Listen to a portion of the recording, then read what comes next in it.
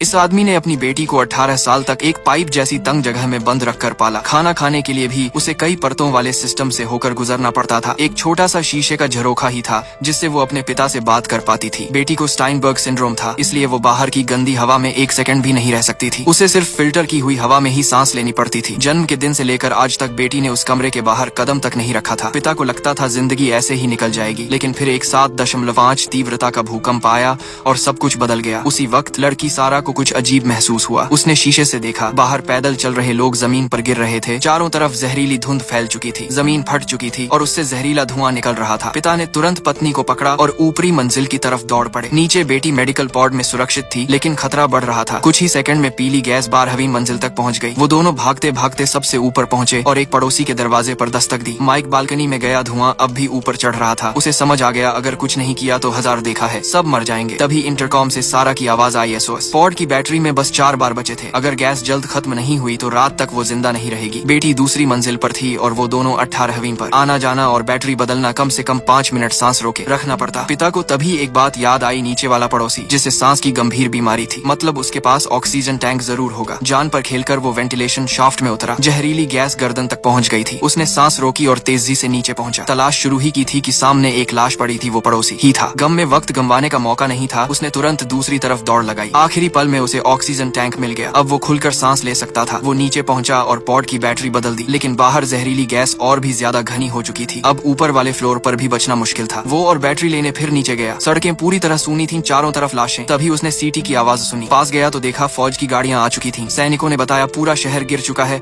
और अब इसे सील किया जाएगा। कप्तान ने उसका पुराना टैंक देखा और बदले में उसे एक बेहतर टैंक दिया। उसने कहा हमारे साथ चलो, लेकिन आदमी नहीं गया। उसकी बीवी और बेटी ऊपर थी। उसने कप्तान से एक और ऑक्सीजन किट मांगी। ये बहुत महंगी